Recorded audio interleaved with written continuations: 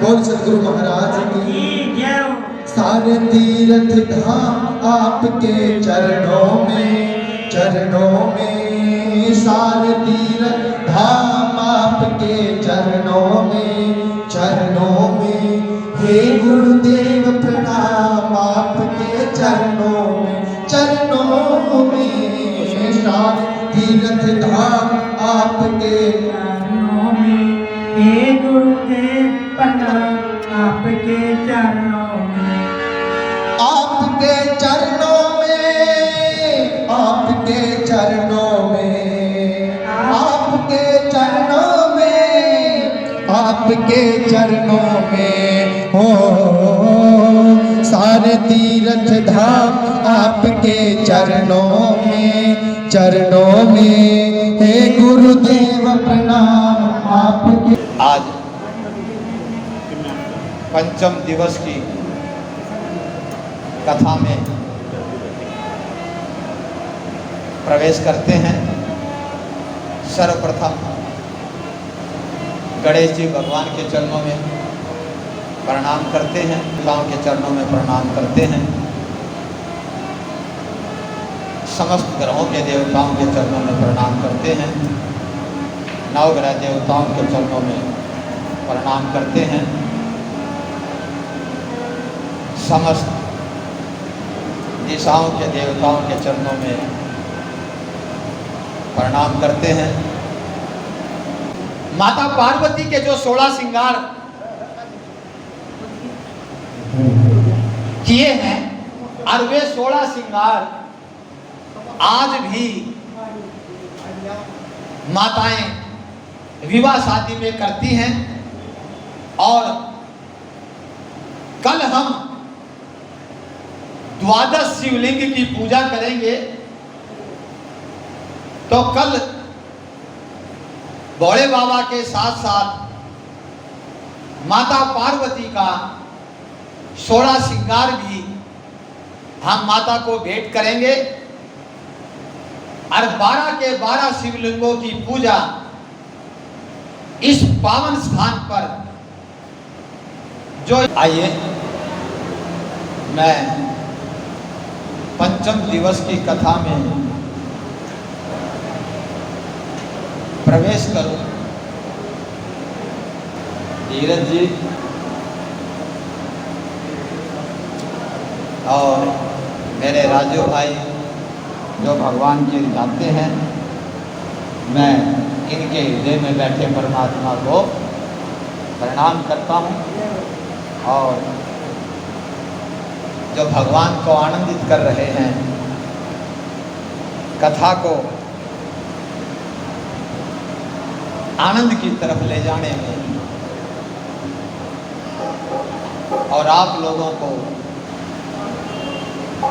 परमात्मा के साथ जोड़ने में जो सहयोग कर रहे हैं, हम व्यासपीठ से भगवान के चरणों में प्रार्थना करते हैं कि भगवान इनको भी मनोकामना इनकी भी पूर्ण करें। बहुत समय पहले की बात है, मैं शुक्राचार्य जी के मृत संजीवनी विद्या प्राप्ति की कथा के अंदर शुक्राचार्य जी ने बनारस में जाकर के शिव जी का ध्यान करके भारी तप किया, ज्योतिर्लिंग को स्थापित करके एक सुंदर कुएं का निर्माण किया और 32 शेर पंचामृत से शिवलिंग का 1 लाख बार स्नान कराया। कमल पत्र पुष्प सुगंधी द्रव्यों से शिवलिंग का पूजन किया। शिव सहस्त्र नाम और दिव्य स्त्रोतों से शिव जी का पूजन किया। हजारों वर्षों तक माई की जय हो। चित्त को एकाग्र करके शुद्ध किया और हजारों वर्षों तक तपस्या में लीन होकर मेरे भोले बाबा ने वरदान मांगने को कहा। शुक्र जी ने पुलकित होकर शिव जी को प्रणाम किया, हाथ जोड़कर स्तुति की। शिव जी ने वरदान में उन्हें मृत संजीवनी विद्या प्रदान की, जिसके द्वारा मृत व्यक्ति को फिर से जीवित किया जा सकता है। तो मेरे प्रभाव से सूर्य से भी ऊपर विलय तारा बनकर चमकोगे। शुक्र जी को भगवान भोलेनाथ ने वरदान दिया और तुम्हारे उदय होने पर ही विवाह आदि मांगलिक कार्य होंगे। और आज भी जब विवाह शादी होती हैं तो शुक्र तारा उदय होता है। जब इस प्रकार मेरे भोले भंडारी वर प्रदान करके अंतर ध्यान हो गए भगवान शिव जी से शुक्राचार्य जी को मृत संजीवनी विद्या प्राप्त हुई थी। लेकर के चलो एक सुंदर भजन से भगवान को रिझाते हैं और उसके बाद कथा के अंदर हम प्रवेश करते हैं। आइए एक भजन प्रभु श्री राम के चरणों में लेके चलते हैं।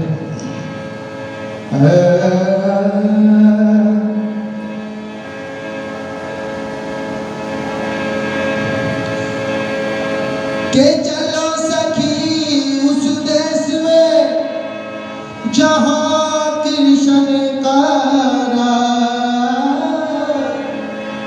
निर्भर दर्शन कर एक पृथ्वी दोगा।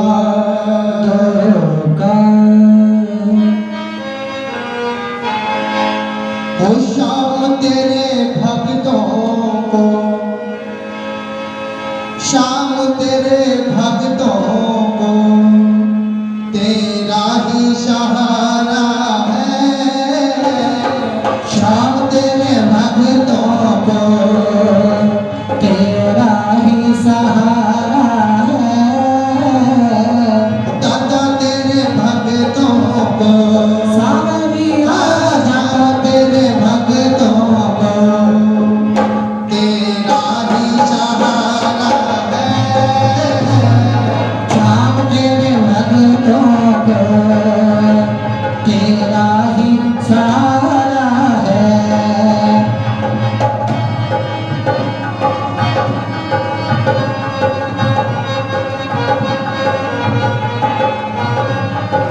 आजा निराशा दे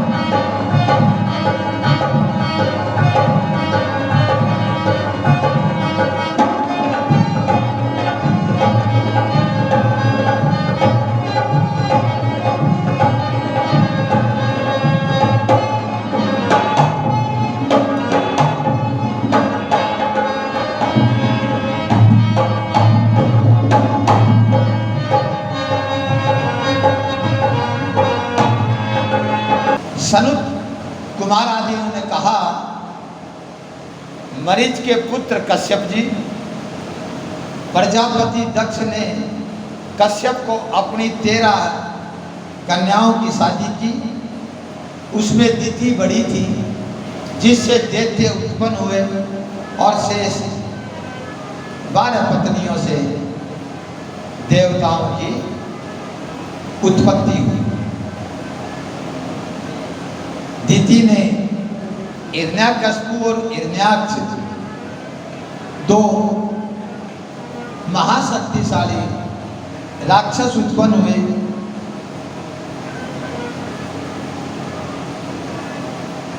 प्रहलाद के जितेंद्र और विष्णु भक्त विरोचन जी पैदा हुए, जिन्होंने अपना मस्तक काट करके इंद्र को भेंट दिया।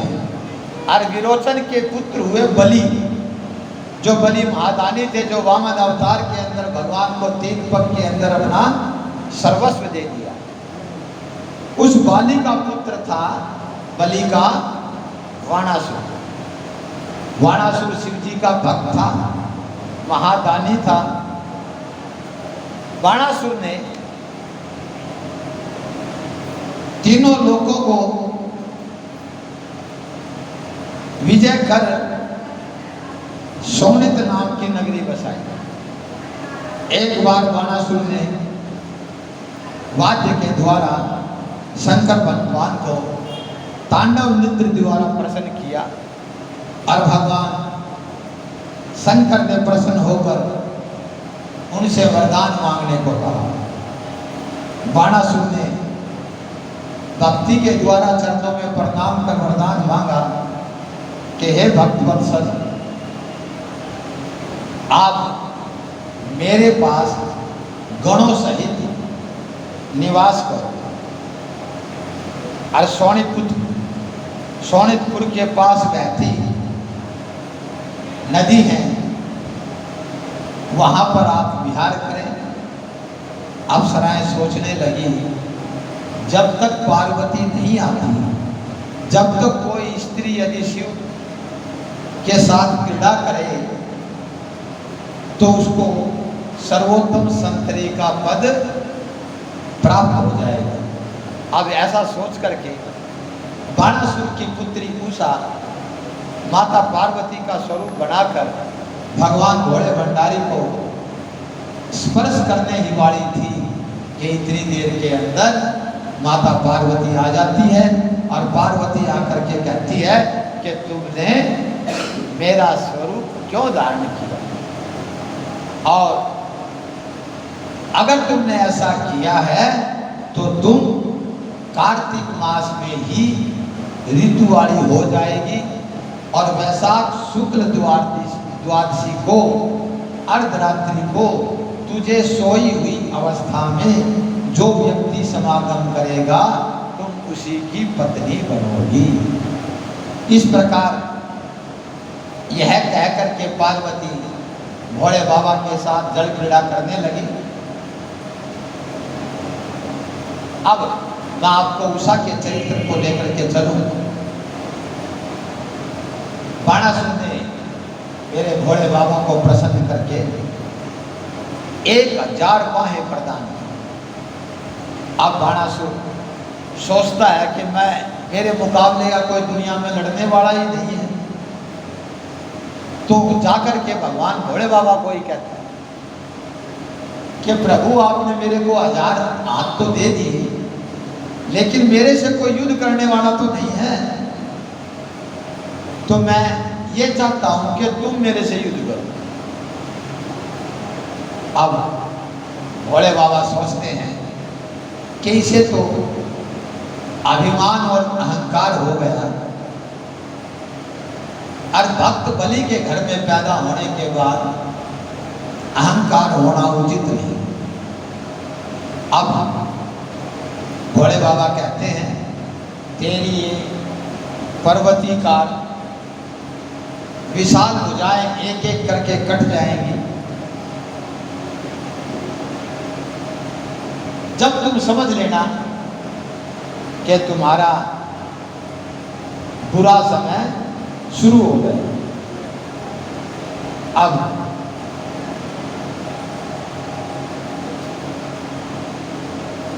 एक दिन की बात है, बाणासुर अपनी ध्वजा को देखकर प्रसन्न मन से सोचने लगा कि ऐसा कौन सा पराक्रमी है कि जिसके द्वारा मेरे से युद्ध होगा। अब उसी समय काल का आगमन हुआ।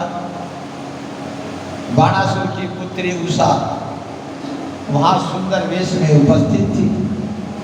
वैशाख का महीना था। उस रात्रि में श्री हरि का पूजन किया करती थी। जब रात्रि को वह अंतपुर में सो रही थी, भगवान श्री कृष्ण के पुत्र अनिरुद्ध ने उनके साथ शारीरिक संबंध बनाया और द्वारका लौट गए। और उषा की सखी चित्रलेखा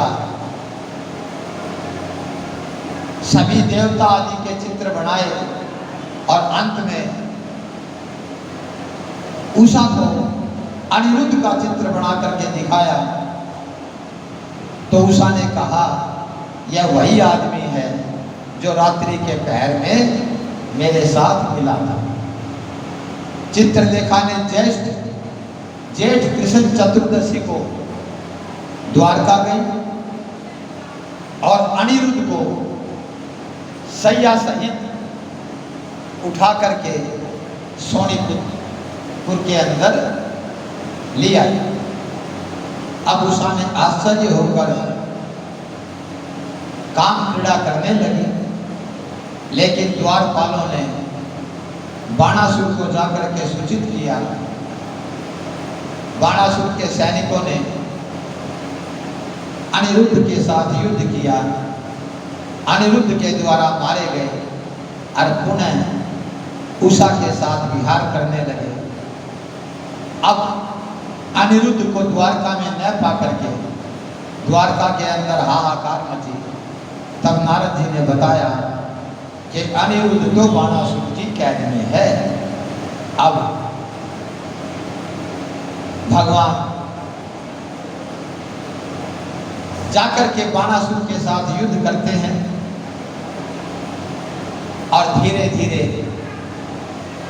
भगवान के द्वारा बाणासुर की केवल 2 भुजाएं बचती हैं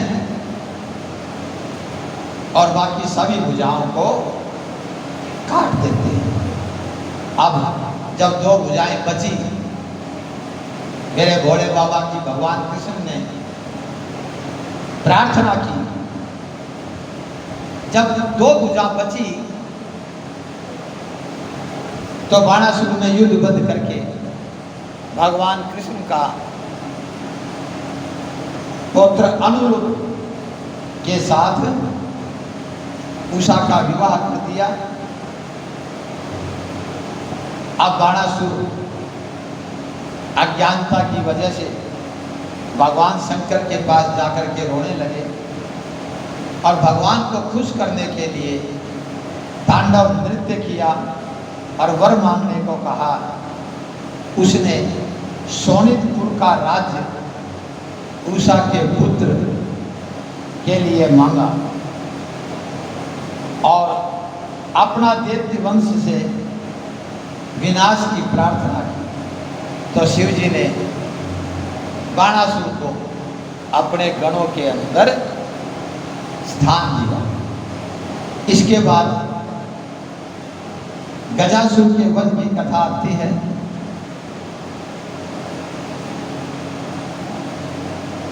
भगवान भोले बाबा के हाथों और उसके बाद निर्हाय का वध आता है। बिंदल उत्पल नामक दैत्यों के विनाश की कथा आती है। माता पार्वती के द्वारा खेल खेल में ही अपनी गेंद को दोनों दैत्यों को जो मारी,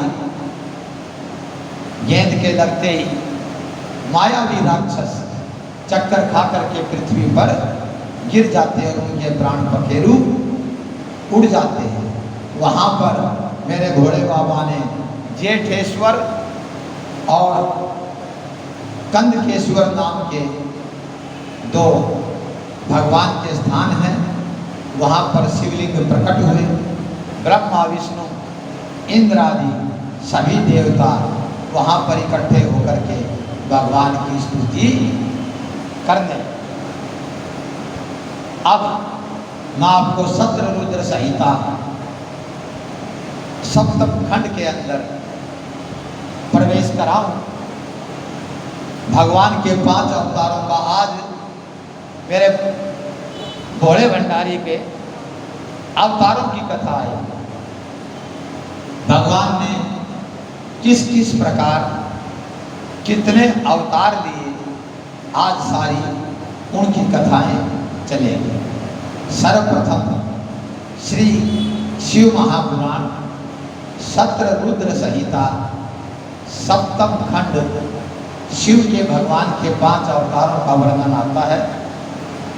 नंबर 1 ईशान, नंबर 2 पुरुष, नंबर 3 अघोर, नंबर 4 काम और नंबर 5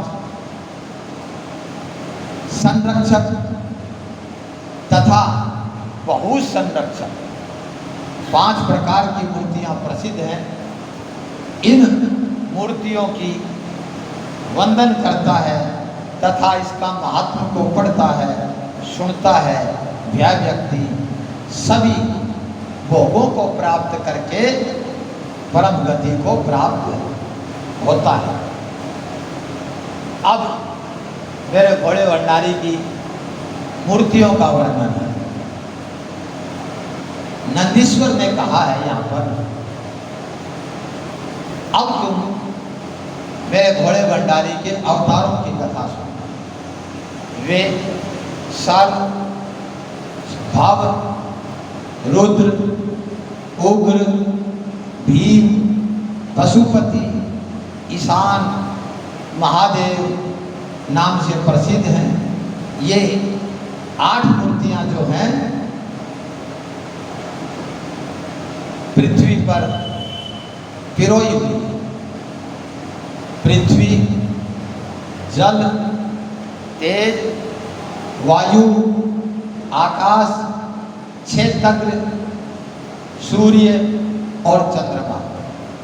इस प्रकार शंकर भगवान विश्वभर रूप से इन्हीं के द्वारा समस्त संसार के अंदर व्याप्त है। उसके बाद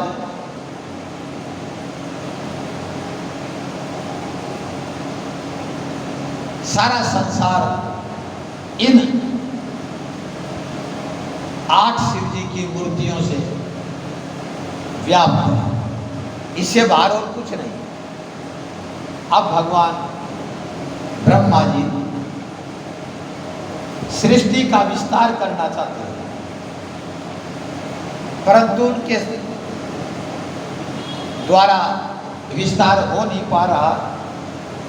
अब भगवान शंकर की ब्रह्मा जी ने आराधना की, और जब आराधना की तो शिव पार्वती प्रकट हुए।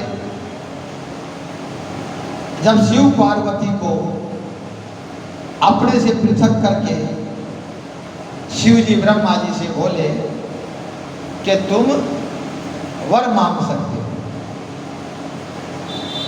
ब्रह्मा जी ने माता पार्वती को शिव से अलग देखकर इस प्रकार स्तुति की, हे शिवे, आपके पति देव देवों के देव हैं, कृपा करके मेरी इनके द्वारा रक्षा हुई है। समस्त सृष्टि का सृजन मेरे भोले बाबा से हुआ है। बार बार सभी देवताओं को अपने मन में बसाता हूँ, परंतु जो मेरी सृजन शक्ति है वे नहीं कर पाता। अब मैं मैथुनी सृष्टि की रचना करना चाहता हूँ। इसमें मुझे नर और नारी दोनों की आवश्यकता होगी।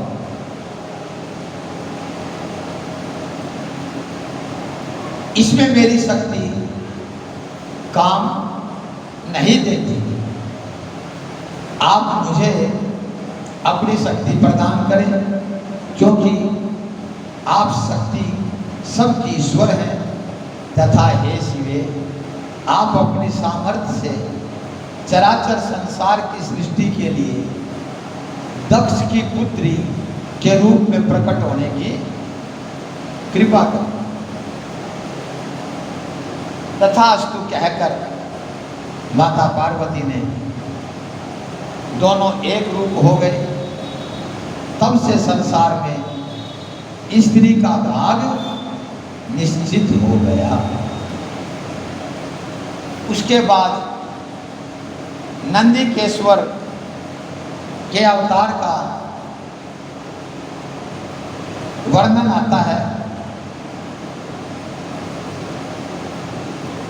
नंदिकेश्वर को माता पार्वती ने अपना पुत्र बनाया।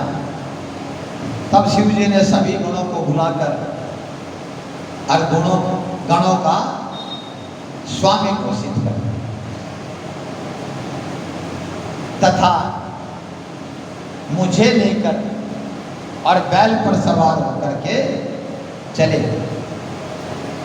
उसके बाद भगवान भैरव का अवतार लेते हैं और भैरव काशी जी के अंदर कपाल मोचन का स्मरण करते हैं। उनके इस जन्म और दूसरे जन्म के पाप नष्ट हो जाते हैं। जो व्यक्ति काशी में मंगलवार या जन्माष्टमी, ये दोनों बात ध्यान करने की है, मंगलवार और जन्माष्टमी के दिन कालराज भैरव की मूर्ति का दर्शन करता है, उसके सभी पाप नष्ट हो जाते हैं। और यदि किसी वजह से मनुष्य की कारागार आदि में पड़ा हो तो उससे मुक्ति का ये बहुत बड़ा उपाय है। मंगलवार और जन्माष्टमी को यदि कोई आदमी कैद में बंद है तो उससे भी मुक्ति पा सकता है काल भैरव के दर्शन करने के बाद। उसके बाद सर्व अवतार का वर्णन है।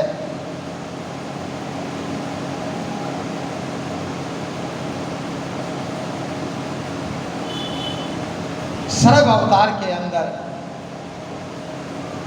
भगवान शंकर नरसिंह जी के चर्म को धारण करते हैं और मुंडमाला और मुख की सम्मिलित कर लेते हैं। समस्त देवता श्री हरि शिव जी की स्तुति करके और अपने अपने धामों में चले जाते हैं। उसके बाद विश्वानर का वरदान मिलकर के भगवान अवतार लेते हैं।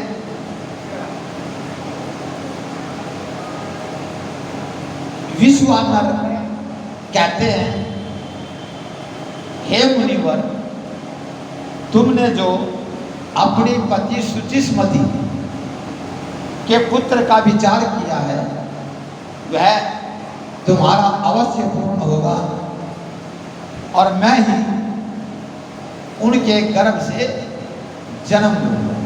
भगवान भोले भंडारी ऐसा कहते हैं और मेरा नाम गृहपति होगा। अब गृहपति का भगवान अवतार देते हैं। गृहपति भक्त होने के कारण भगवान कहते हैं कि तुम्हारा कोई बाल भी बांका नहीं कर सकेगा और तुम्हारे द्वारा स्थापित शिवलिंग के तेज से सामने कोई ठहर नहीं सकता। हे अग्निश्वर महादेव, सदा बिजली और अग्नि से रक्षा करते रहना। इतना कह करके भगवान शिव उसी लिंग के अंदर अंतर ध्यान हो गए। उसके बाद भगवान यक्षेश्वर के रूप में अवतार लेते हैं। एक बार देव और दानवों का बड़ा भारी युद्ध होता है। देवता उसके अंदर जीत जाते हैं और देवता अहंकार करके ऐसा सोचते हैं कि हमारे द्वारा युद्ध जीता गया, और भगवान घोड़े भंडारी को वे भूल जाते हैं। अब मेरे भोले बाबा यक्ष का अवतार लेकर के देवताओं के अभिमान को नष्ट करने के लिए कि तुम अपने बल का अभिमान कर रहे हो, तो मैं एक तिनका रोक देता हूं, तुम उसे उखाड़ कर दिखा दो। यक्ष कहता है तुम अपने अस्त्र शस्त्रों से इन्हें काट करके दिखा दो। अब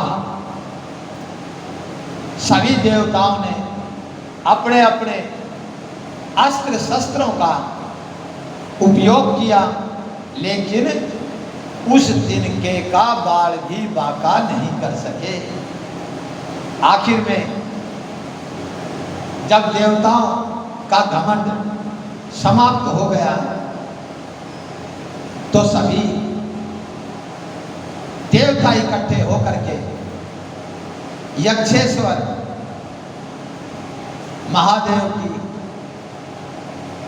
स्तुति करने लगे। एक कुर्सी हो गया।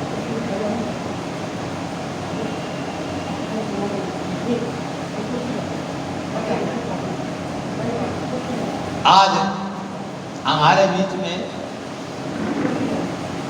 बहुत ही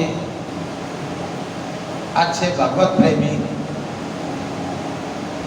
जहाँ भी कथा होती है परमात्मा का आशीर्वाद लेने के लिए कथा में जरूर आते हैं। और आज घोड़े भंडारी की पंचम दिवस की कथा में, जिसके अंदर भगवान घोड़े भंडारी ने जितने भी अवतार लिए हैं, उन अवतारों की कथा के अंदर आज श्री कामरेड रवि खन्ना जी प्रभु का आशीर्वाद लेने के लिए आए हैं। मैं मेरे भोले बाबा के चरणों में व्यासपीठ से आप सबकी तरफ से प्रार्थना करता हूँ, भगवान इन्हें बहुत अच्छे स्वास्थ्य के साथ समृद्धि प्रदान करें और सभी ताड़ियां बजा करके इनका सम्मान करें। और कुछ न कुछ आप लोगों को कम शब्दों में ज्ञान की ऐसी बात बताएंगे जो सीधी आपके गले हुए। अब मैं एकादश रुद्रों की कैसे उत्पत्ति होती है, मैं राजू भाई और योगी जी से नाम भूल जाऊंगा, धीरज भाई से आप लोग सुंदर भजन के द्वारा भगवान को रिझाएंगे। एक कुर्सी होती है जय कुमार गुप्ता जी यार।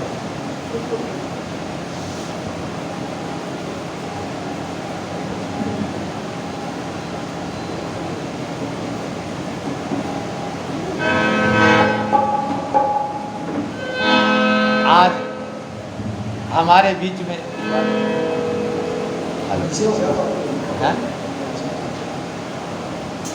आज हमारे बीच में पूरे सोन का 1 रुपया लिया है, तो हमने तो हर कथा बुलावा।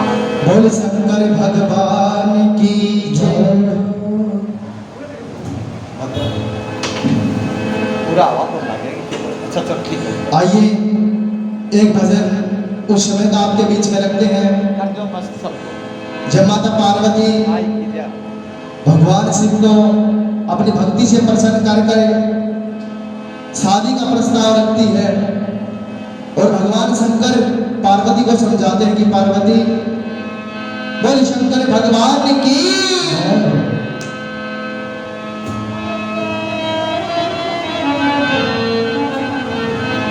हो तुम महलों में रहने वाली, मैं तो रहूं पहाड़ के माँ, कित सोवेगी पार्वती कदे आजा जर बनाड़ के माँ।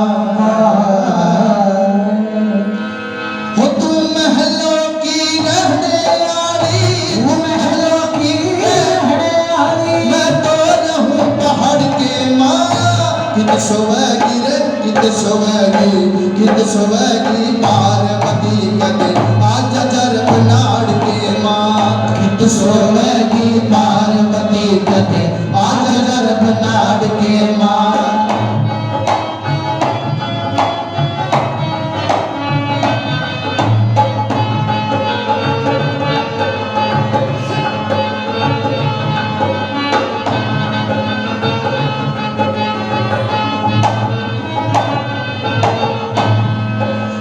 यहाँ मिले तन खीर और हलवे रह कढ़ाए चढ़े हुए, वहाँ बफड़ खाने होंगे तन पेटों नीचे झड़े हुए।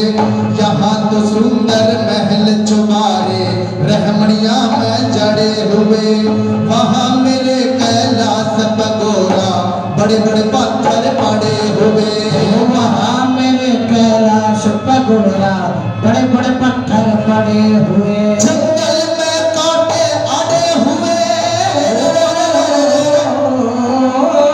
जंगल कांटे अड़े हुए, कद आजा पावे चढ़ के माँ, कित सोवेगी पार्वती कदे आजा जर बनाड़ के माँ, कित सोवेगी पार्वती कदे आजा जर बनाड़ के माँ। तू महलों की रहने वाली, महलों की रहने वाली, मैं तो रहूं पहाड़ के माँ, कित सोवेगी पार्वती कदे आजा जर बनाड़ के माँ, कित सोवेगी। पार्वती कदे आजा जर बनाड़ के माँ। ओम नमः शिवाय, ओम नमः शिवाय, ओम नमः शिवाय, ओम नमः शिवाय। सभी बोलेंगे ओम नमः शिवाय, ओम नमः शिवाय, ओम नमः शिवाय। ओम नमः शिवाय।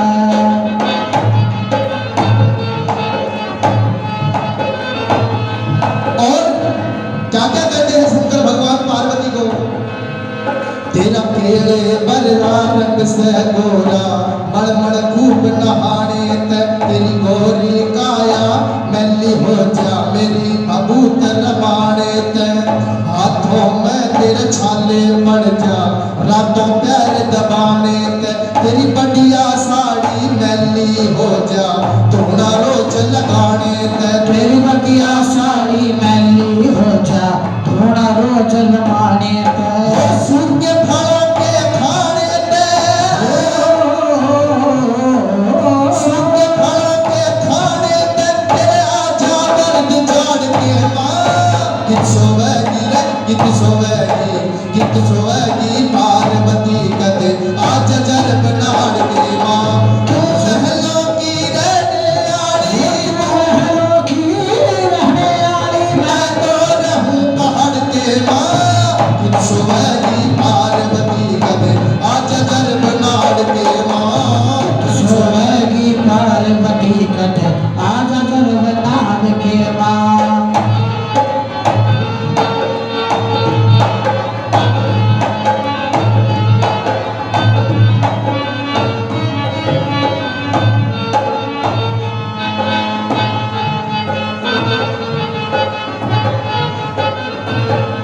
और मैं डमरू बजा के नाचूंगा तने गाने गाने पड़ पड़ जागे भक्ता खातर नए नए तन भेष बनाने पड़ जागे भगत मन से जानत प्यारे छाती लाने पड़ जागे वो धूना खातर लकड़ी के तन बार उठाने पड़ जागे धूना खातर लकड़ी के तन तार उठाने पड़ जागे तन चढ़े चबाने पड़ जागे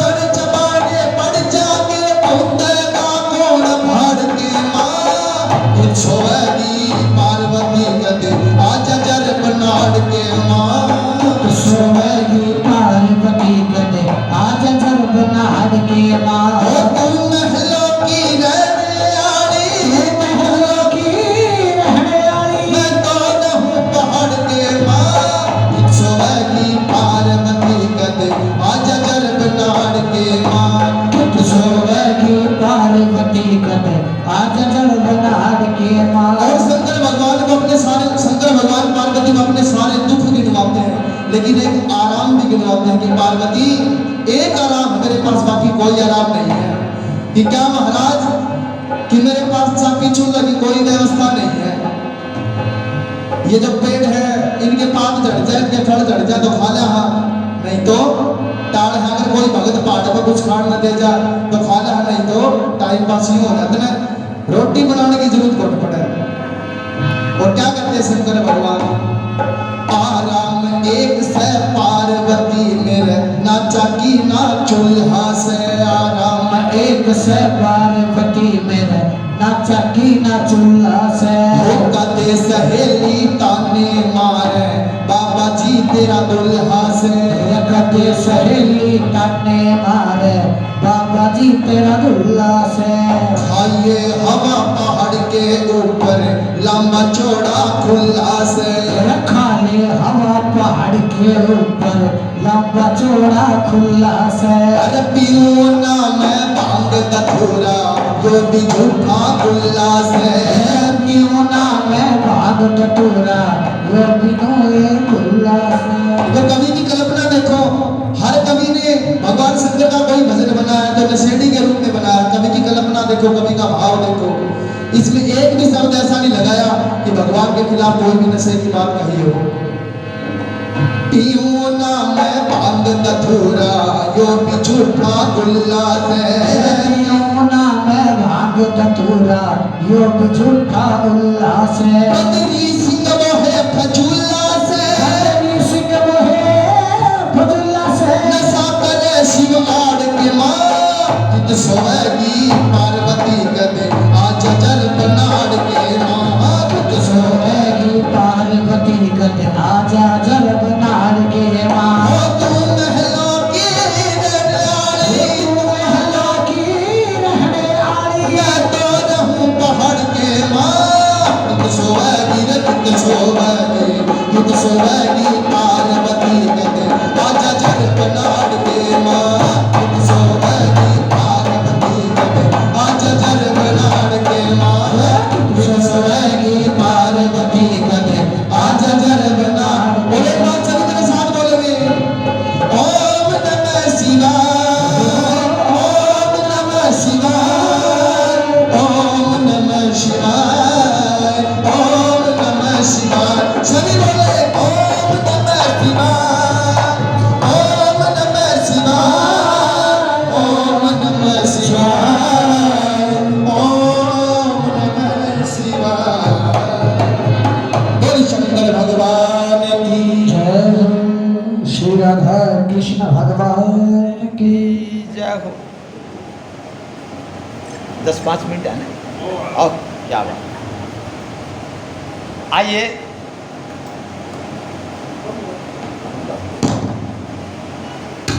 अब मैं आपको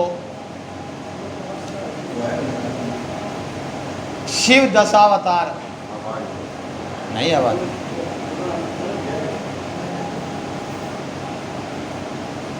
शिव दशावतार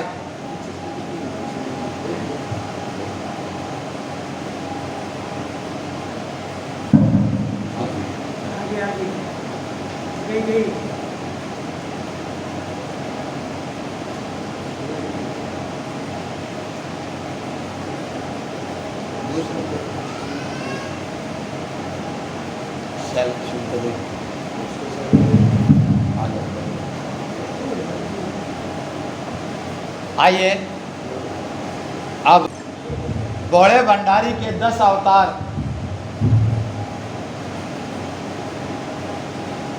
प्रमुख माने गए हैं।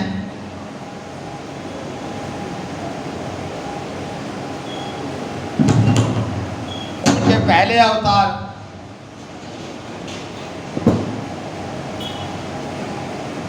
श्री महाकाल, जिसकी शक्ति महाकाली है। दूसरे अवतार तारा, तीसरे अवतार भुवनेश्वर, चौथे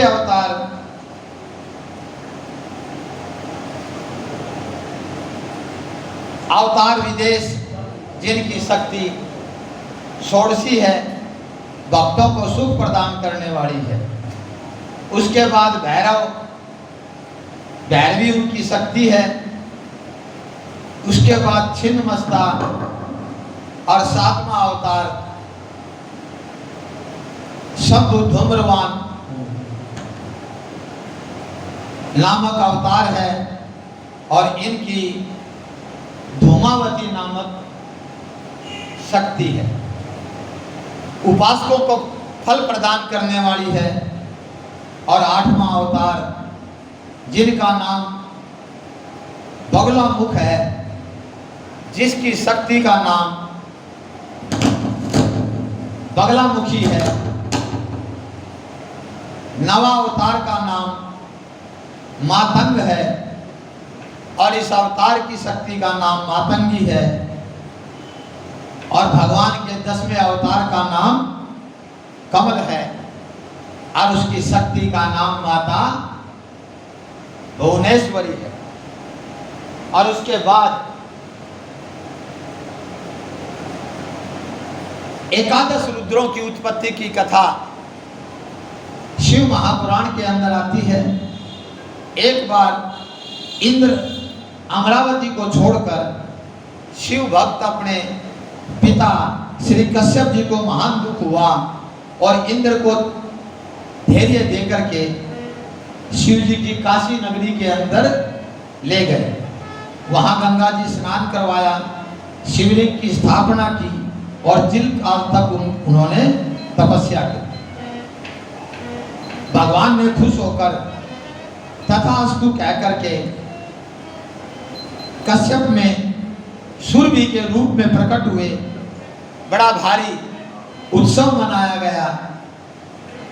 कपाली, पिंगल, भीम, विरूपाक्ष, विलोहित, शास्ता, आज्ञपाद, अपिर्वुर्ध,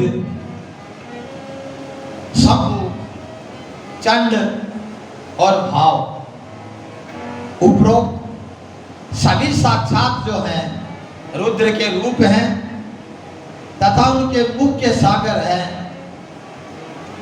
ये एकादश रुद्रों ने देवताओं की भलाई के लिए युद्ध में असंख्य दैत्यों का संहार किया।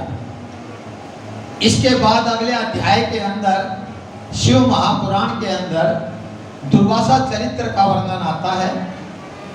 अत्रि ने अपनी पत्नी अनुसया के साथ ब्रह्मा जी के कहने पर पुत्र की प्राप्ति के लिए शिव से आराधना की। दोनों पति पत्नी विंध्याचल पर बैठ करके घोर तपस्या की। उनकी शरीर से अग्नि की ज्वाला प्रकट हुई और जब उसकी शरीर से निकली ज्वाला से तीनों लोकों के अंदर गर्मी बढ़ी, ज्वाला बढ़ी, तब ऋषि मुनि इंद्र और देवता ब्रह्मा जी के पास गए और निवेदन किया। जब भगवान भोले भंडारी के पास गए तब ब्रह्मा विष्णु महेश ने मिलकर के विचार किया कि अत्रि ऋषि को वर देने के लिए उनके पास गए और अत्रि ऋषि ने त्रिदेवों को पहचान कर उनकी स्तुति की और अभिन्नता प्रकट कर और उनके अंश के रूप में पुत्र होने का वर मांगा। और अत्रि मुनि ने माता अनुसया से 3 पुत्र प्राप्त किए। ब्रह्मा के अंश से चंद्रमा, विष्णु के अंश से दुर्वासा, जिसके द्वारा राजा अम्बरीश जो एकादशी का बड़ा भारी व्रत करते थे और एकादशी का व्रत के माध्यम से संसार की ऐसी कोई दुर्लभ वस्तु नहीं है जो आपको प्राप्त न हो सके। एक समय दुर्वासा ऋषि ने भगवान राम की परीक्षा ली थी।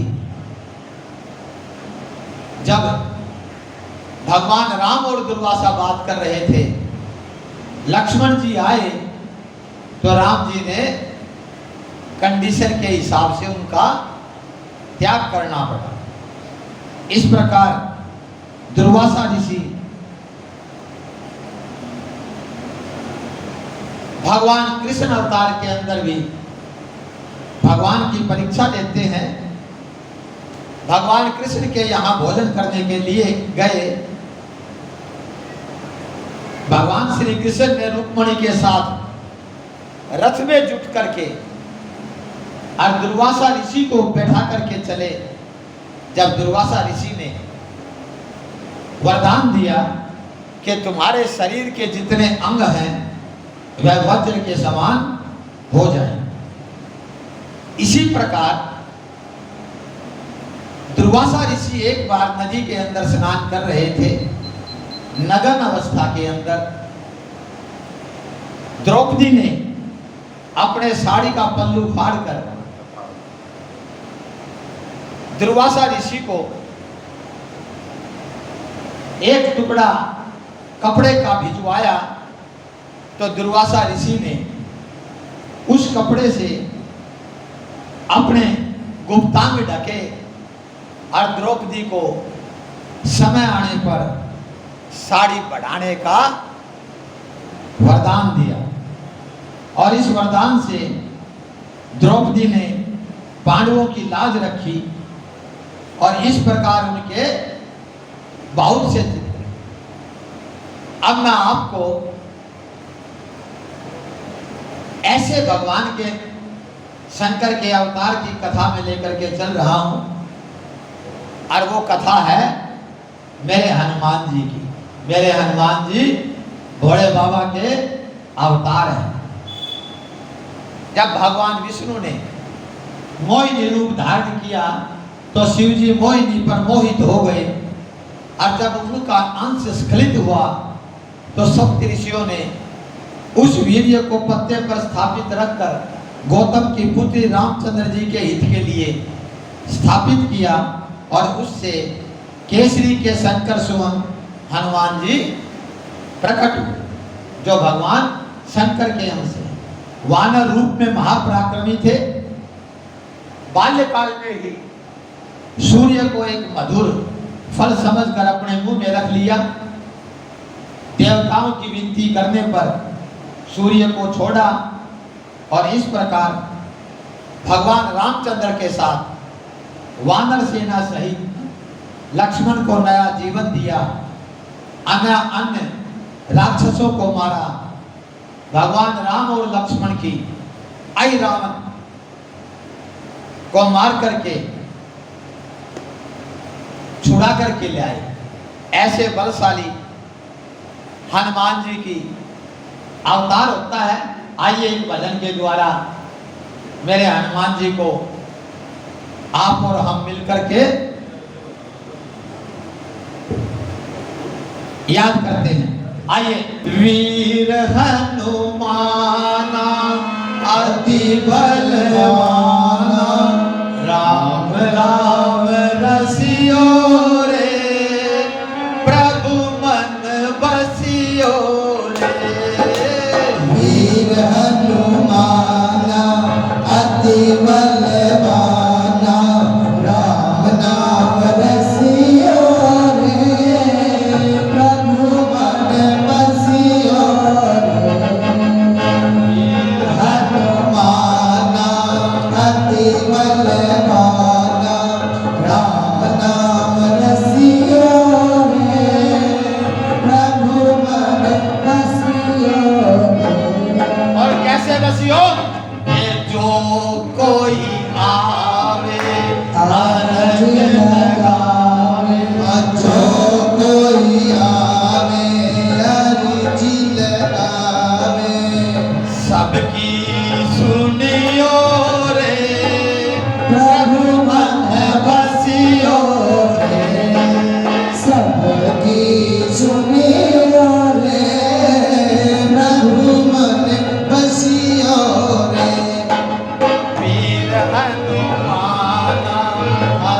बलवाना।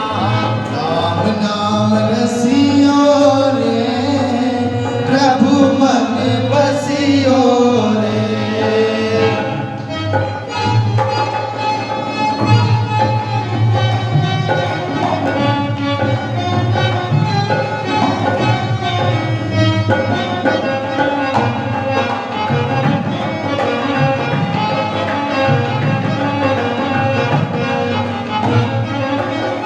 और के बजरंग बाला फेरू तेरी माला। बजरंग बाला फेरू तेरी माला। संकट हरियो रे प्रभु मन बसियो रे। वीर हनुमाना अति बलवाना। राम नाम रसियो रे के प्रभु मन बसियो रे। और हे दुख भंजन मारुति नंदन। हे मारुति नंदन सुन लो मेरी पुकार। पवन सुत विनती बारंबार। पवन सुत विनती बारंबार। और आगे क्या कहते हैं कि ना कोई संगी हाथ की तंगी। ना कोई संगी हाथ की तंगी। जलती हरियो रे प्रभु मन बसियो रे। सुनियो रे प्रभु मन बसियो रे। वीर हनुमान माना अति बलवाना। राम रसियो रे प्रभु मन बसियो रे।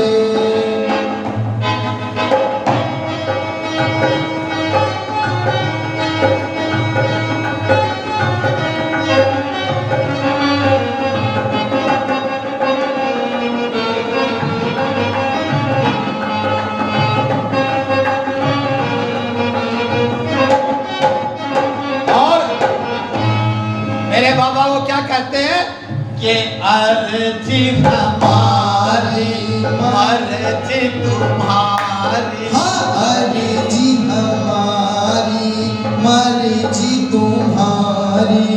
कृपा करियो रे प्रभु प्रभु मन बसियो रे। आखिर में भगवान से क्या प्रार्थना करते हैं मेरे बाबा के लिए कि राम जी का प्यारा सिया का दुलारा। राम जी का प्यारा सिया का दुलारा।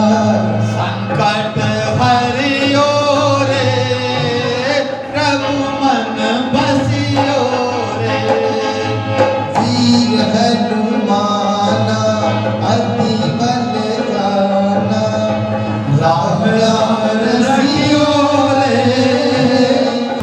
बोल श्री बजरंगबली महाराज की। बोल शाला शेर धाम की। जब माता पार्वती का हिमाचल के अंदर भगवान ने श्रृंगार किया तो माता पार्वती का ये 16 श्रृंगार क्या है मैं 5 मिनट में बताता हूं। फिर मेरे आए हुए साथियों की इंट्रोडक्शन करवाऊंगा।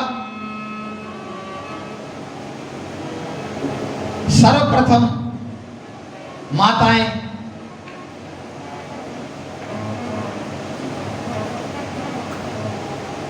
सोलह श्रृंगार के अंदर मेहंदी आती है। मेहंदी लगाने का अर्थ है कि जग में अपनी लाली तुम्हें बनाए रखनी है। मेहंदी जो है लालिमा देती है, इसलिए इस संसार के अंदर हम अपनी लालिमा बनाए रखें। अब दूसरा प्रश्न करते हैं कि काजल क्यों दी। अब माता पार्वती की माता मैया बताती है कि बेटी, काजल लगाने का मतलब है शील का जल आंखों में हमेशा धारण करना। इसलिए आंखों के अंदर स्याही लगाई जाती है। तीसरा प्रश्न जब पार्वती ने किया, माते ये बिंदिया क्यों लगाई जा रही है, तो बिंदी का अर्थ है कि आज से तुम शरारत का तिलांजलि दे दो और सूर्य की तरह प्रकाशमान होना। हे माते, तो ये नथ क्यों है? नथ का अर्थ है मन की नथ, यानी किसी की बुराई आज के बाद नहीं करनी, मन पर लगाम लगाना है। मन को लगाम लगाने के लिए माताओं को नथ पहनाई जाती है। और देख भी लियो, जो माताएं नथ का इस्तेमाल नहीं करती, धरती पर सबसे ज्यादा चुगली वे करती पाऊंगी। तो इस नथ का मतलब ये है। फिर माता से कहती है, माता इस टीके का क्या मतलब है?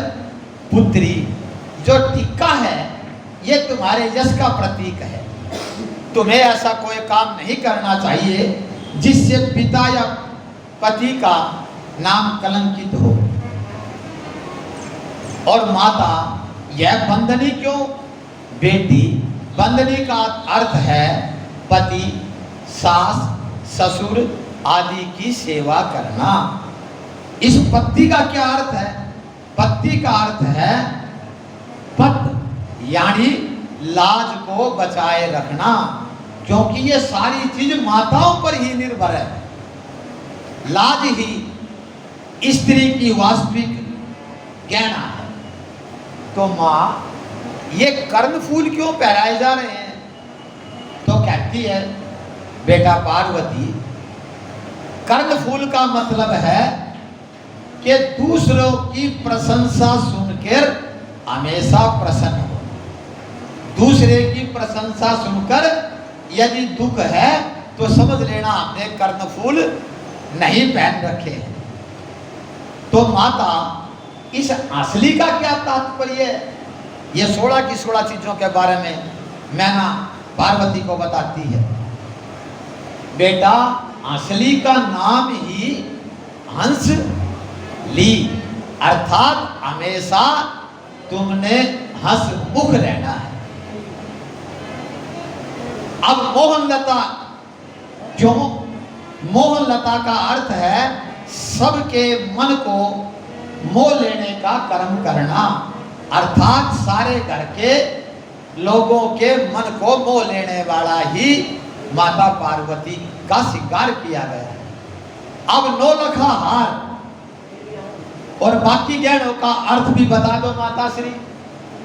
तो माता कहती है, 9 लखा हार का मतलब है बेटी, पति से सदा हार स्वीकार करना। और कड़े का अर्थ है कठोर बोलने का त्याग करना। बांक का अर्थ है सीधा साधा जीवन व्यतीत करना। और छल्ले का अर्थ है किसी से जीवन में छल नहीं करना। और पायल का अर्थ है बूढ़ी बड़ियों के पैर दबाना, उनका सम्मान करना, उनके चरणों में सच्चा स्वर्ग है। और अंगूठी का मतलब है हमेशा छोटों को आशीर्वाद देते रहना। माता सिर ने फिर अपने लिए क्या श्रृंगार किया? बेटी, आज के बाद तुम्हारा कोई अस्तित्व इस दुनिया में है ही नहीं। अब तो तुम्हारा अस्तित्व पति की परछाई है। हमेशा उसके दुख सुख के अंदर सहन साथ रहना, यही तेरा वास्तविक श्रृंगार है। और उनके आधे शरीर की तुम्हें परछाई बन करके पूरा करना। इस प्रकार इन 16 श्रृंगारों का बड़ा गहरा मतलब है। आज कथा के 5वें दिन जहां भगवान के अवतारों का वर्णन सुंदर चल रहा है, भगवान ने कितने अवतार लेकर के क्या क्या कार्य किए, ऐसी सुंदर कथा में मेरे साथी श्री जय कुमार जी गुप्ता भिवाड़ी के जाने माने आप लोगों के सामाजिक कार्यकर्ता हैं और कांग्रेस के सेवा दल के हरियाणा स्तर के बहुत बड़े अधिकारी हैं। अपना जीवन इन्होंने समाज के कार्यों के अंदर लगाया है और अहंकार नाम की चीज इनसे कोसों दूर है। इनके बड़े भाई राज्यसभा के भारत सरकार के अंदर मेंबर हैं और हरियाणा और सेंट्रल गवर्नमेंट के अंदर अधिकारीगण, भगवान की इन पर ऐसी कृपा है, बहुमत के अधिकारीगण इनकी बात को फूल चढ़ाते हैं और ये दुख सुख में लोगों का साथ देते हैं। ऐसे भाई जय कुमार गुप्ता जी का आज इस पावन कथा के अंदर आने पर मैं व्यासपीठ से भगवान के चरणों में आप सब की तरफ से प्रार्थना करता हूं, भगवान इनको बहुत अच्छे स्वास्थ्य के साथ समृद्धि प्रदान करें। और एक प्रार्थना हम अपनी तरफ से भी करते हैं कि समाज के अंदर जिस प्रकार आप कार्य करते हैं, समाज के अंदर थोड़ा सा और आगे बढ़ कर के कार्य करें ताकि समाज के 36 बिरादरी का भला हो सके। इन शब्दों के साथ मैं आप सब की तरफ से इनको सम्मानित करता हूं और भगवान का विशेष आशीर्वाद ये व्यास गद्दी में विराजमान आदरणीय शशि जी व उपस्थित श्रोतागण, आज मेरे बारे में कुछ ज़्यादा ही बड़े संगत खुश थे तो शशि जी ने भी रवि जी ने भी कुछ ज़्यादा ही कह दिया। अरे ऐसी क्या, मुझे ज़्यादा नहीं पता है, मैं आपको एक जिंदगी की एक अपना एक्सपीरियंस आपसे मैं शेयर कर देता हूँ, जिंदगी को कैसे जिया गया। मैं जब 3 साल का था, हमारे पिताजी चले गए, हम 7 बहन भाई थे, हमारे कोई काम धंधा नहीं था, कुछ नहीं था, गाँव में रहते, पैर में चप्पल नहीं थी हमारे पास। हमारी माँ एक बात हमें कहती थी कि तुम पढ़ लो, मैं तुम्हें मुस्लिम करके ही पढ़ाऊंगी, पढ़ लोगे तो कामयाब हो जाओगे, नहीं तो कहीं केले की रेडी लगाओगे। हमारे वो बात समझ में आई, हमने मेहनत करी। मैं 71 में कुरुक्षेत्र इंजीनियरिंग करने जा रहा था, खर्चा नहीं था घर पे, पर कैसे न कैसे करके घर वालों ने भेजा, इंजीनियरिंग करके आया। साइकिल एक हमारे लिए सपना था कि साइकिल भी होगा। हमने कभी नहीं सोचा था कि हमारा कोई शहर में घर भी होगा, मगर लगे रहे। आज उस कृपा प्रभु के पास है, हमारे पास इतना है जिसके हम काबिल नहीं थे। प्रभु ने क्या देखा हमारे अंदर, क्यों दिया, आज तक हम सारे भाई बहन बैठ के सोचते हैं कि क्या देखा हमारे अंदर। हमने कोई व्यापार नहीं करते, हम व्यापार में 2 के 4 के 8 हो गए हो। हम प्रोफेशनल आदमी हैं, मैंने इंजीनियरिंग करी, मैंने कभी किया ही नहीं, कुछ भी नहीं किया सारी जिंदगी, मगर बहुत दिया भगवान ने। साइकिल नसीब नहीं थी, आज गाड़ियों की लाइन लगी हुई है, 2, 4, 5, 6, 8, 10, 15, 20 इतनी गाड़ियाँ हो गई हैं और छोटी से लेके बड़ी तक हो गई हैं। गुड़गांव में भी घर है, दिल्ली में भी घर है, फैजाबाद में भी घर है। मतलब इतना दिया है भगवान ने, इतना दिया है जिसके हम काबिल नहीं थे, हमारा हक नहीं बनता था, फिर भी हमें भगवान ने दिया है। आप ये सोचो कि आप अपनी जिंदगी से परेशान रहते हो, जिस दिन आप अपना अतीत देख लोगे, हम कहाँ से शुरू हुए थे और आज कहाँ पहुँच गए हैं, आपको एक बहुत बड़ी संतुष्टि मिलेगी, बहुत बड़ी संतुष्टि मिलेगी। आप ये देखो कि आपसे नीचे करोड़ों लोग रह रहे हैं, जिनको इच्छा है कि वो आप जैसी जिंदगी उनको भी मिल जाए, वो जिंदगी चाहते हैं और आप अपनी जिंदगी संतुष्ट नहीं हो। कितनी बड़ी बात है। आप सबके घर में, ऑलमोस्ट सबके घर में मेड आती होगी, काम करने वाली मेड आती होगी, आप कभी बराबर में खड़े होकर देखो उसमें आप में क्या फर्क है। कहीं तो आप लोगों से सुंदर भी होगी मगर वो आपके जूठे बर्तन मांजती है, आपके खाना पका हुआ लेके जाती है, आपके उतरे हुए कपड़े पहनती है। कभी आपने सोचा ये भी है तो हमारे जैसे ही ना, तो प्रभु ने हमारे लिए क्या कभी छोड़ी है? हम भी तो उस जैसे हो सकते थे। हमें उड़ीसा में पैदा नहीं किया, हमें बिहार में पैदा नहीं किया। यदि वहां पैदा हो जाते तो हमारा क्या होता? सोचो, वहां के बच्चे हमारे घरों में नौकरी करने आते हैं। मेरे घर पे 3 सर्वेंट हैं, एक बच्चा लखनऊ से आया हुआ है और उम्र होगी 16.5 साल। मैं उसको देख के कई बार आंसू आते हैं मेरे कि हमारे बच्चे तो पानी उठा के नहीं पीते और ये हमारे पत्र को वास्ता है। रात को ये भी कहता है कि पैर दबा जाऊं। आपसे विदा दूंगा, धन्यवाद। वाह जी, आप लोगों का बहुत हृदय से आभार। इतनी बड़ी चीज बताओ, कथा में आपको प्रसाद के रूप में मिल रही है। दही, वाह। हरे पत्ते, क्या बात। हरे पत्ते की बहुत बात। सब्जियां सावन में नहीं खानी चाहिए।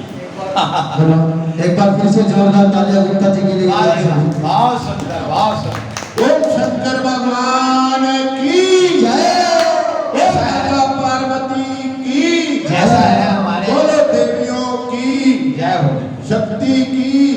महेश अवतार को प्रणाम करते हैं, वृषभ अवतार को प्रणाम करते हैं, पिपलाद चरित्र में वैश्यनाथ अवतार को प्रणाम करते हैं, द्विजेश्वर अवतार को प्रणाम करते हैं, यतिनाथ हंस के रूप में अवतार को प्रणाम करते हैं। और आज भगवान कृष्ण आए हैं, उनके चरणों में प्रणाम करते हैं। अब भूतेश्वर अवतार के चरणों में प्रणाम करते हैं, भिक्षुवरी अवतार के चरणों में प्रणाम करते हैं, सुरेश्वर अवतार के चरणों में प्रणाम करते हैं, ब्रह्मचारी अवतार के चरणों में प्रणाम करते हैं, सूनक नर्तक अवतार के चरणों में प्रणाम करते हैं, द्विज अवतार, अश्वस्थामा अवतार और किरात अवतार के चरणों में प्रणाम करते हैं। और उसके बाद हम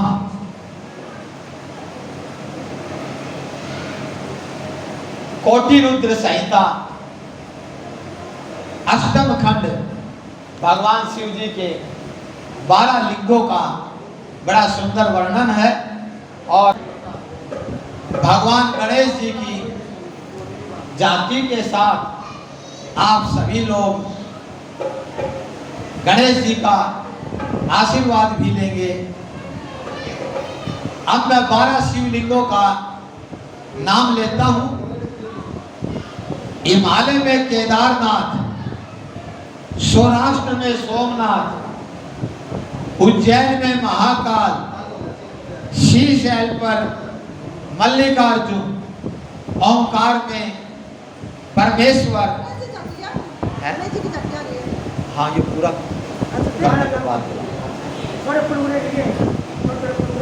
ओंकार में परमेश्वर, डाकिनी में भीमशंकर, काशी में विश्वनाथ, गोमती के तट पर त्र्यंबकेश्वर और सेतुबंध में रामेश्वर। जो मनुष्य श्रावण मास में इन 12 शिवलिंगों की पूजा करता है, वह मनुष्य संसार के समस्त भोगों को प्राप्त करते हुए भगवान के चरणों में स्थान पाता है। अर्थात ये भगवान भोले बाबा के 12 शिवलिंग हैं। ये मुक्ति और भुक्ति अर्थात भोगों के समस्त साधन और मुक्ति के समस्त साधन देने वाले हैं। अनुसुईया के तप से मेरे भोले बाबा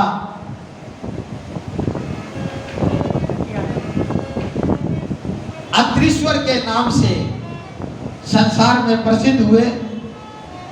उसके बाद नंदीश्वर के नाम से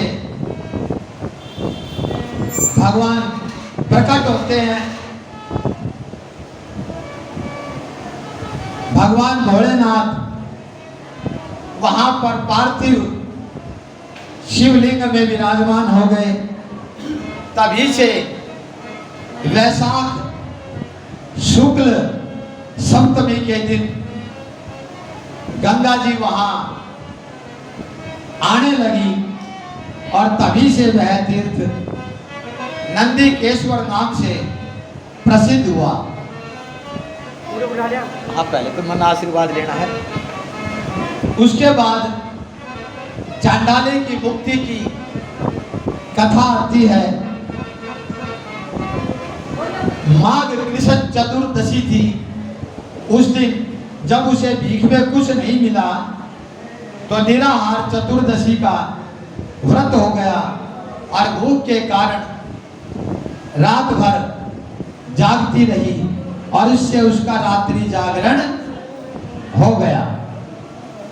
इससे शिव जी की इच्छा अनुसार उसी दिन उसकी मृत्यु हो गई और शिव जी की कृपा से उसे शिवलोक बोलो श्री गणेश शिवलोक प्रदान हुआ।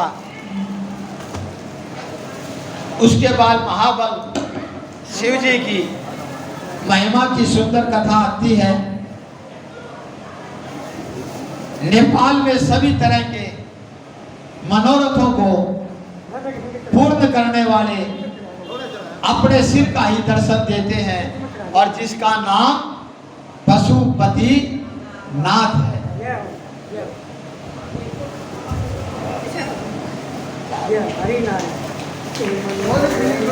महाराज की फोटो लियो।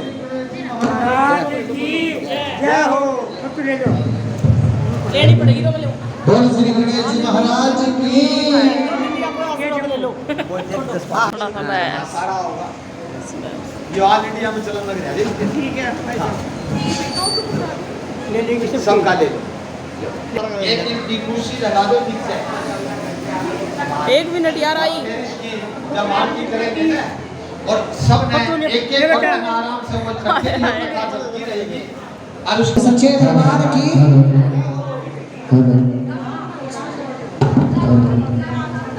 बोलो गणेश जी महाराज की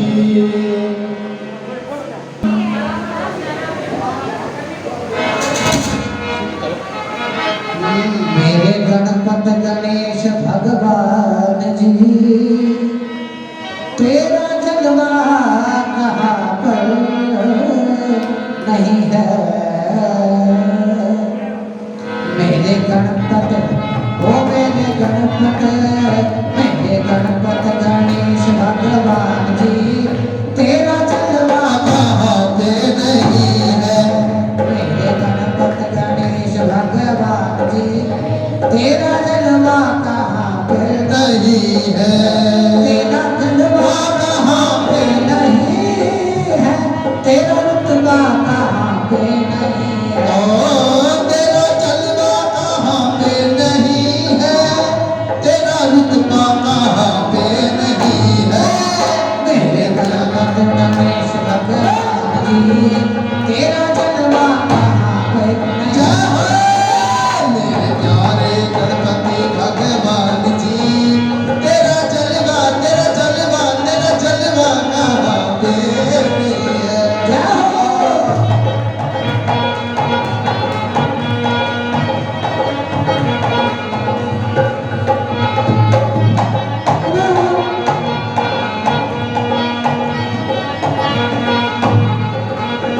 आँख वालों ने तुमको है देखा, कान वालों ने तुमको सुना है।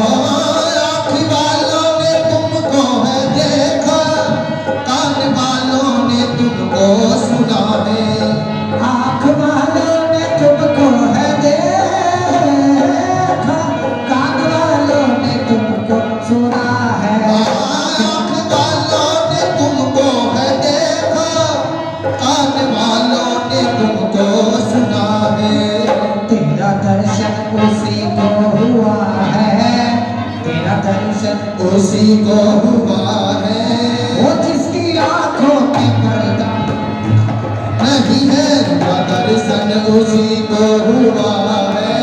जिसकी आंखों पे पर्दा नहीं है। मेरे प्यारे गणपति भगवान जी वो तेरा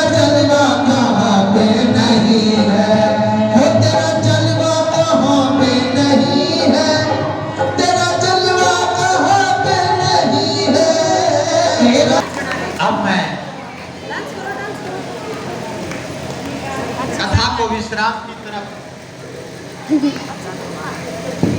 लेकर के चलूंगा। इस लिंग रूप का कारण का वर्णन आता है। प्राचीन काल की बात है, दारुक नामक एक वन के अंदर मेरे भोले भंडारी का शिवालय था। वहां पर भगवान ने ऋषियों की परीक्षा लेने के लिए काम का प्रभाव बढ़ा दिया और आखिर में समस्त ऋषियों ने भगवान की स्तुति की और माता पार्वती की विधि विधान से आराधना की और पार्वती माता योनि रूप से ज्योतिर्लिंग की स्थापना की गई और उसके बाद पूजन पाठ किया गया। तब संसार के अंदर मंगल हुआ और उसके बाद अंधकासुर की मुक्ति का कथा आती है। अंधकासुर वास्तव में अंधकासुर कहते हैं, प्रभु आप मुझ पर प्रसन्न हैं तो मुझे अविचल भक्ति प्रदान करें। दूसरा, आप मुझे यह वरदान दें कि आप अपने को यहाँ पर अविचल लिंग के रूप में स्थापित हो जाए। और उसके बाद बटुक पूजा का बड़ा सुंदर वर्णन कथा में आता है।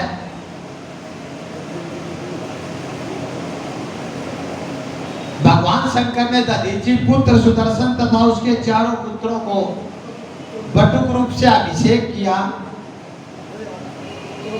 आज जो तुम्हारा जो भी पूजन करेगा, सम्मान करेगा,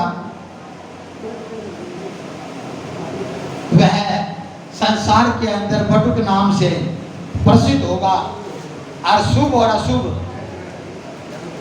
दोनों कार्यों में बटुक पूजा करनी चाहिए। दोनों खोल के डाल देते हैं, एक मुंह सिलाई के साथ। आइए एक कथा के द्वारा मैं आपको बताता हूं कि भगवान की कथा में चाहे मन से आओ और चाहे बिना मन के आओ तो भी आपको निश्चित फायदा होगा। इस प्रसंग से समझना, एक आदमी कभी भी कथा आदि में विश्वास नहीं करता था, लेकिन उनकी पत्नी जो है नहीं पंडित जी दे देंगे, पेठा रखा है ना वो धर्म प्रेमी थी। बार बार अपने पति को कहती कि वहां शिव पुराण कथा लग रही है कि आप भी कथा में चले जाया करो। तो 2-4 दिन तो टाला, आखिर में पत्नी की बात मानकर और वह पति कथा के अंदर आकर के बैठ गया। गर्मी के दिन थे, जिन्होंने कथा करवाई थी उन्होंने उसका बड़ा सम्मान किया। आइए भाई, पहली बार कोई आदमी कथा में आए जिसकी कल्पना नहीं कर सकते तो उसका बड़ा सम्मान होता है। तो जिन्होंने कथा करवा रखी थी उन्होंने कहा आइए, तो उसने कहा जी आए। और फिर एक बढ़िया गर्मी का मौसम था, कूलर लगा हुआ था, नुबलिया बैठिए, वो बैठ गया, आ भी गया और बैठ भी गया। और संयोग से इतनी सुंदर बढ़िया जगह उसको मिल गई और उसको आते ही नींद आ गई। और कथा चली 3 से 4 घंटे, खूब अपने नींद पूरी कर दी। व्यास जी भी चले गए, कथा भी पूरी होली। अब जिसका आसन पे बैठा था वो बैठा, उसने हलाया, नुबलिया जाइए। नुबलिया भी आज तो कथा में बहुत आनंद आया। जब ऐसा सुना तो जब घर गया तो पत्नी ने पूछा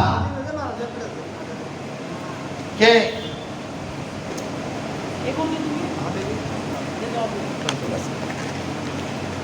कि आप कथा में गए थे, क्या सुन के आए? तो उसने कहा पत्नी को, मैं कथा से 3 मंत्र लेकर के आया हूं, आइए, बैठिए और जाइए। उस पत्नी ने माथा में हाथ मारा, ने बोला अच्छा भगवान। लेकिन उसने सोचा अगर तू आज नाटकी तो आगे तो कथा में जमा ही नहीं जाएगा।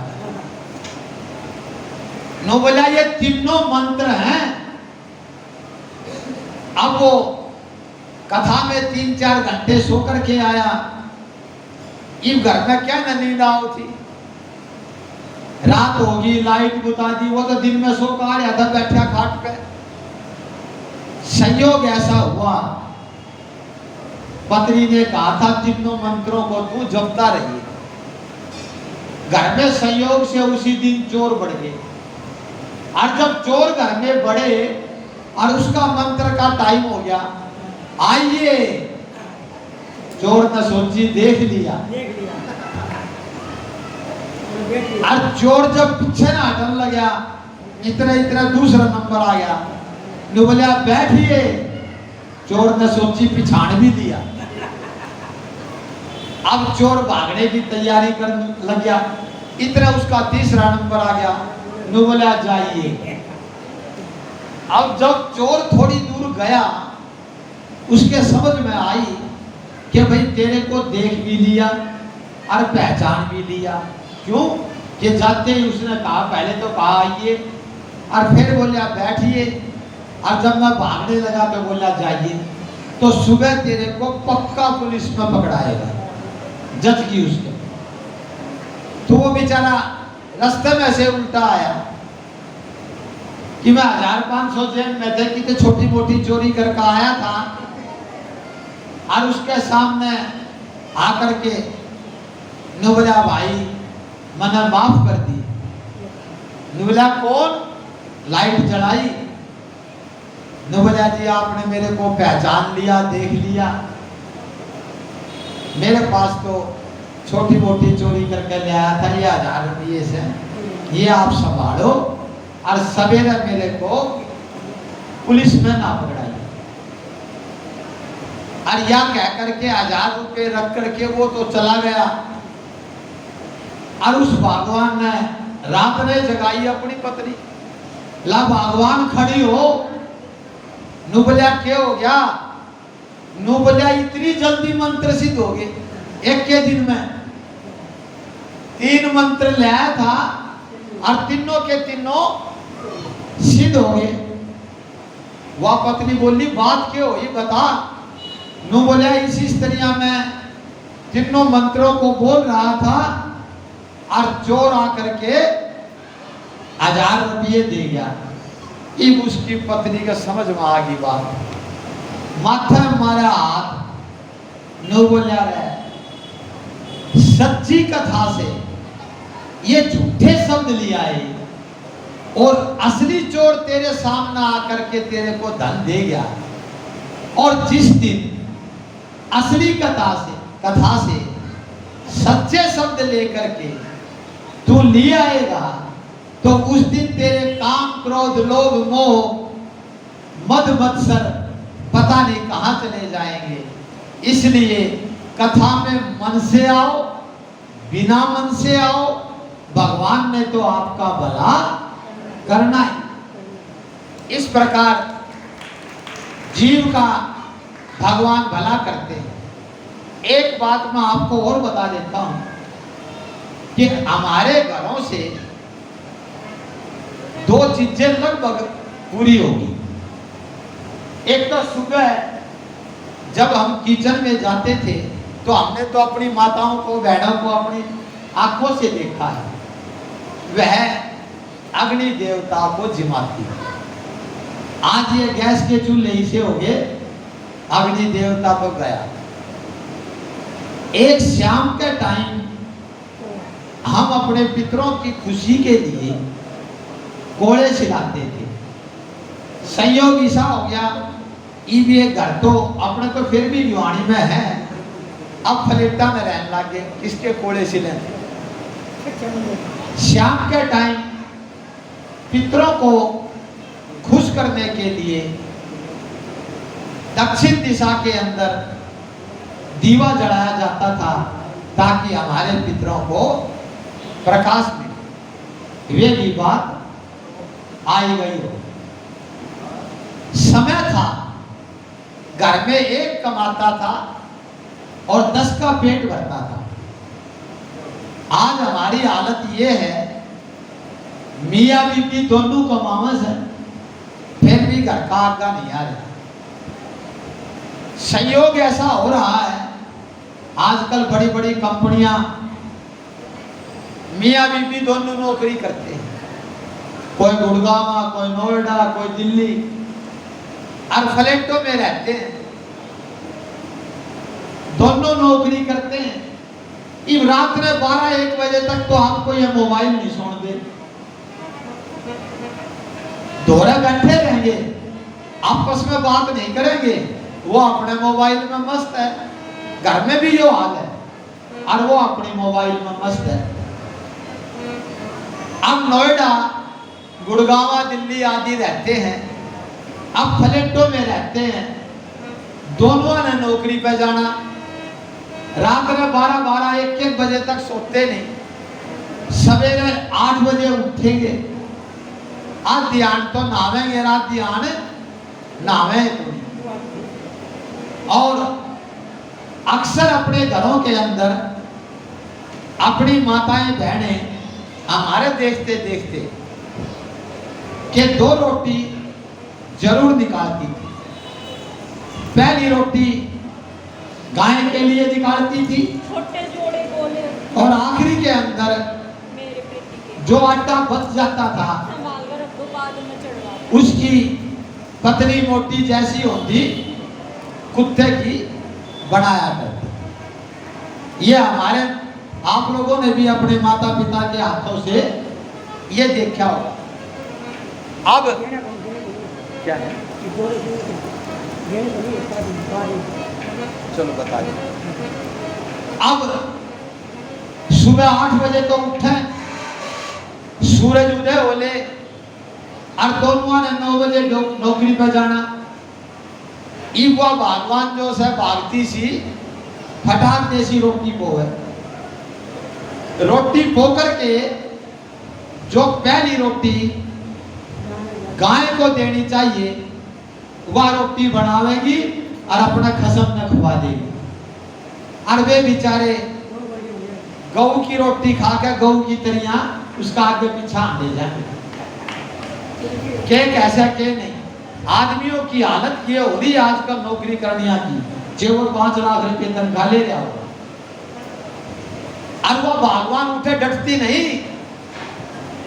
भागती सी 9 बजे ड्यूटी पे उसने भी जाना, और उसने आखिरी रोटी जो कुत्ते को देनी चाहिए वह जल्दबाजी में आप खा जाते, और वह कुत्ते की तरह उठे चुगली करी, उठे चुगली करी, उठे चुगली करी, सब दिन लागी रहे।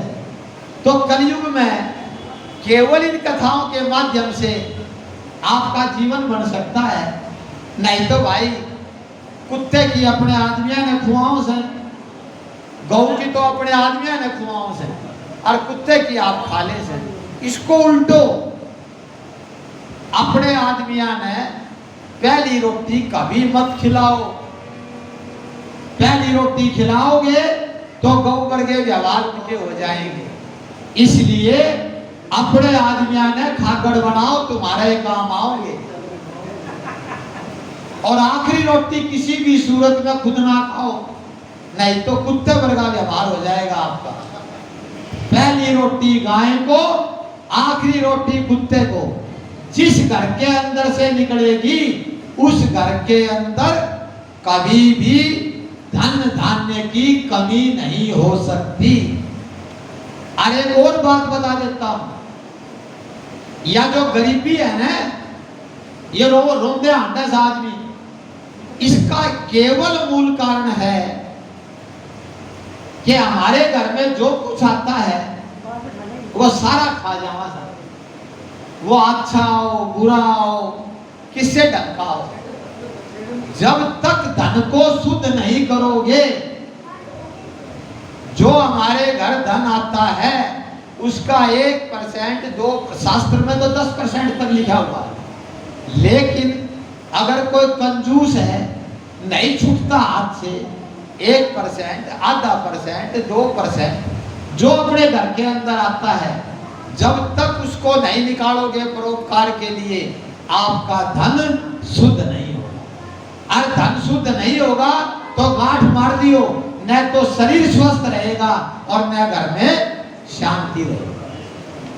अगर घर में शांति चाहते हो, शरीर स्वस्थ चाहते हो, तो अपने घर के अंदर जो कुछ आवे उसके अंदर से कुछ न कुछ परोपकार के लिए जरूर निकालो।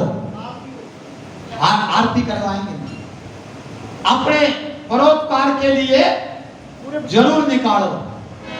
और जिन घरों के अंदर ऐसा निकलता है, उन घर के अंदर धन की और धान्य की कमी कभी हो नहीं सकती। और यदि कोई अति लोभी कंटक आदमी है, भाई मैं तो जिंदगी में छूटे थोड़ी, तो आपको उसका भी रास्ता बताता हूं।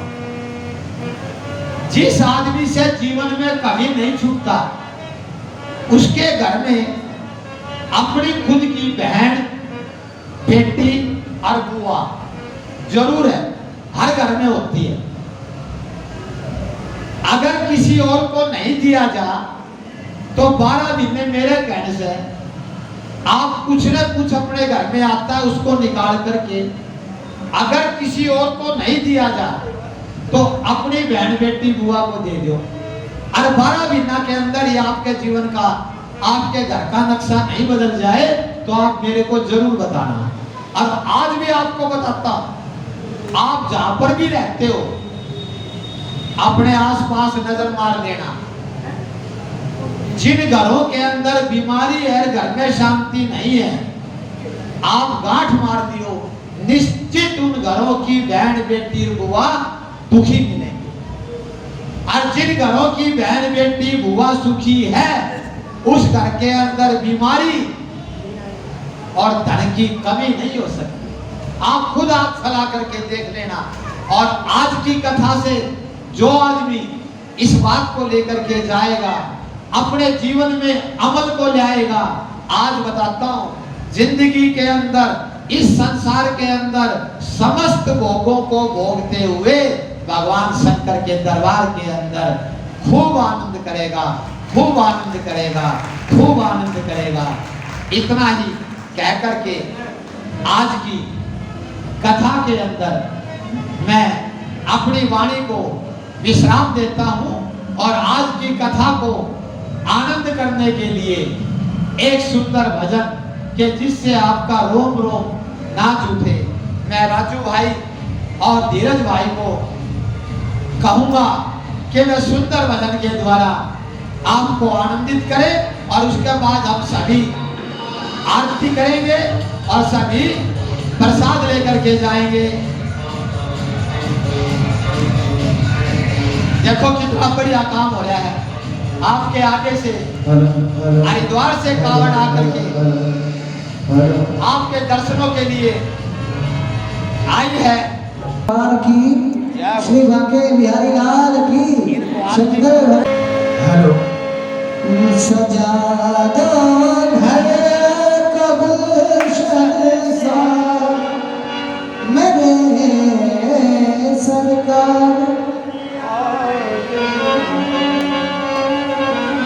मेरे सरकार आए हैं, मेरे सरकार आए हैं, मेरे सरकार आए हैं, मेरे सरकार आए हैं। सजा दो घर को गुलशन सा, सजा दो घर को गुलशन सा, मेरे सरकार आए हैं।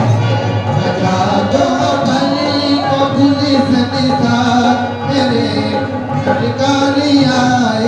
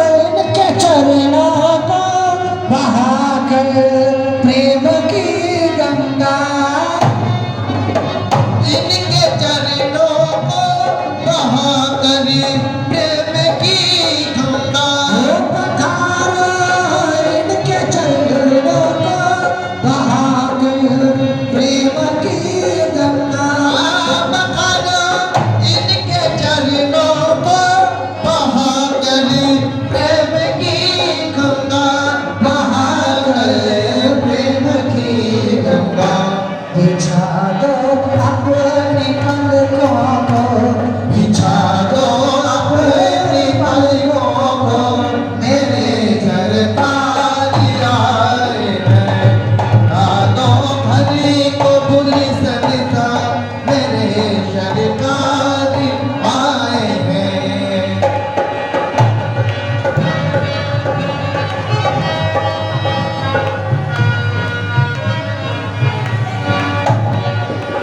लाज मेरी पति रखियो बाबा खटुवाले, लखदाता शैवन हारे के सहारे, शाम हारे के सहारे, तेरे दिल से पुकारे, शाम हारे के सहारे।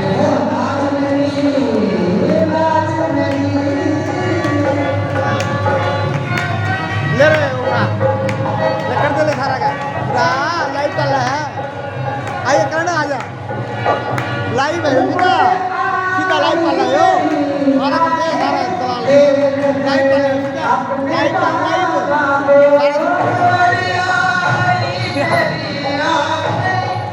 सीधा लाइव अपने बाबा को देख कर, अपने बाबा को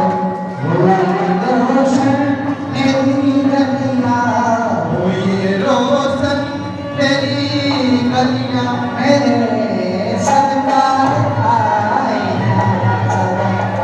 हरी को पुलिस हमेशा मेरे सरकार आए हैं। आइए इस शिव महापुराण की कथा का आप श्रवण कर रहे हैं, आप सबसे करवाई जाएगी और माता का 16 श्रृंगार का सामान जो माताएं बहनें अपने घर गृहस्थ के किसी भी कामना के लिए चढ़ाना चाहें तो कल शिवरात्रि के दिन, इससे बड़ा दिन भी नहीं हो सकता। श्रावण का महीना और 12 शिवलिंग की पूजा। देखिए, हम किसी को न तो पैसे की कहते न लेते न इस बात का कोई हमारे से संबंध है। आपका एक पैसा भी हमारे लिए करोड़ के समान है, लेकिन हम उपाय करवाते हैं। 12 शिवलिंग की पूजा कल मैं सबसे करवाऊंगा और भगवान ने चाहा, जिन्होंने श्रावण मास के अंदर इस शिव महापुराण की कथा सुनी है, आपके घरों से कष्ट टोए नहीं पाऊंगे। इतना बड़ा उपाय कल आप लोगों से करवाएंगे। और माता का 16 श्रृंगार आपने स्वयं माता को अर्पित करना है। और आज 12 शिवलिंग के पहले दिन आपको शुभ की मेहंदी यहाँ से दी जाएगी। माता पार्वती ने जिस प्रकार मेहंदी का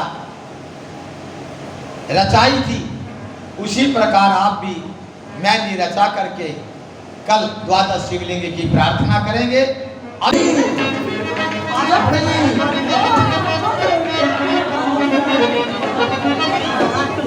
कर्पूर गौरम करुणावतारम संसार सारम भुजगेन्द्रहारम सदा वसंतम हृदयारण्ये भवम भवानी सहितं नमामि। ओम जय शिव ओंकारा, ओम जय शिव ओंकारा, ब्रह्मा विष्णु सदा शिव, भोले भोलेनाथ भगवान हर धाम धारा। ओम जय शिव ओंकारा, एकानन चतुरानन पंचानन राजे, भोले पंचानन राजे। हंसासन गरुड़ासन, हंसासन गरुड़ासन, ऋषिवाहन सागे।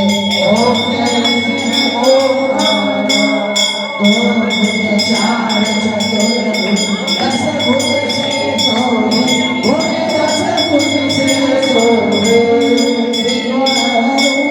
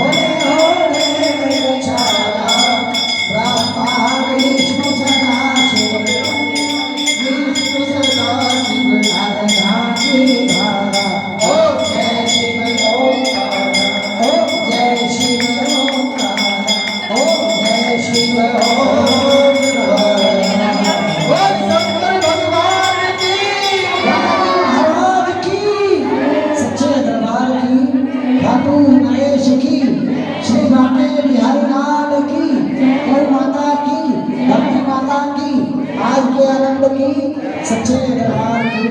और रोज हमें इतनी अच्छी अच्छी कथा सुनाते हैं आचार्य जी महाराज जी की।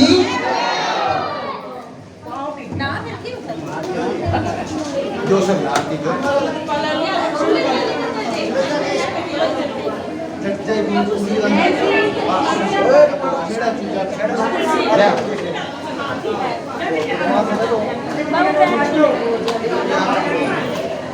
बाबा